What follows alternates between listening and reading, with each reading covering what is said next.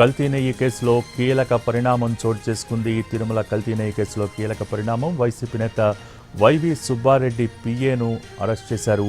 YV PA అప్పన్నను Nellore ACB కోర్టుకు తరలించింది SIT. ఇక దీనికి సంబంధించి పూర్తి సమాచారం మా ప్రతినిధి కార్తీక్ టెలిఫోన్ లైన్ ద్వారా అందిస్తారు. కార్తీక్, తిరుమల లడ్డూ నెయ్యి కల్తీ విషయంలో సిబిఐ దూకుడు పెంచిందని చెప్పాలి. మొన్నటి వరకు కూడా విచారణ ప్రక్రియ నిర్వహించినటువంటి సిబిఐ తాజాగా అరెస్టుల పర్వం అనేది కూడా కొనసాగించడం కూడా జరిగింది. అయితే సుప్రీంకోర్టు ఆదేశాల ప్రకారం పూర్తి స్థాయి విచారణలో దూకుడు పెంచినటువంటి సిబిఐ నిన్న రాత్రి వైవి సుబ్బారెడ్డి, టీటీడీ మాజీ చైర్మన్ ఉన్నటువంటి సుబ్బారెడ్డి పిఏ ఎవరైతే అప్పన్న ఉన్నారో అప్పన్నను అరెస్ట్ చేశారు. అరెస్ట్ చేసి నెల్లూరు ఏసీబీ కోర్టులో ప్రవేశపెట్టగా 14 రోజుల పాటు కూడా కోర్టు అయితే రిమాండ్ విధించడం కూడా జరిగింది.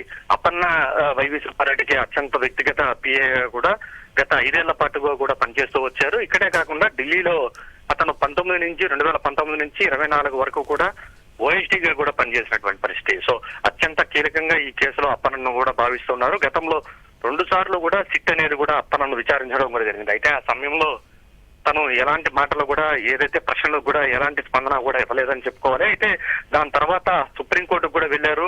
తనను వ్యతిరేకంగా అసలు సంబంధం లేని వ్యక్తులు తనను విచారిస్తూ ఉన్నారంటూ కూడా ఏకంగా సుప్రీంకోర్టులోనే అప్పన్న పిటిషన్ వేసినటువంటి పరిస్థితి. అయితే ఆ పిటిషన్ ను తోసిపుచ్చినటువంటి నేపథ్యంలో సుప్రీంకోర్టు పూర్తి స్థాయి స్వేచ్ఛ అనేది కూడా ఏదైతే సిబిఐకి ఇవ్వడం కూడా జరిగింది. దీంతో రంగంలోకి దిగినటువంటి సిబిఐ ఈ కేసులో మరిన్ని అరెస్టులు జరిగేటువంటి అవకాశం ఉన్నట్టుగా కూడా తెలుస్తుంది. అందులో భాగంగానే తొలిగా వైవి సుబ్బారెడ్డికి అత్యంత సన్నిహితంగా పిఏగా ఉన్నటువంటి అప్పన్నను కూడా అరెస్ట్ చేయడం కూడా జరిగింది. విజయనగరం జిల్లాకు చెందినటువంటి అప్పన్న గత 5 ఏళ్లుగా కూడా ఢిల్లీలో ఓఎస్డీ ప్రోటోకాల్ గా కూడా నిర్వహిస్తున్నారు. ఆ సమయంలోనే ఈ కల్తీ నెయ్యికి సంబంధించినటువంటి వ్యవహారాలన్నీ కూడా అతను చూశారనేటువంటి ఆరోపణలు కూడా ఉన్నాయి.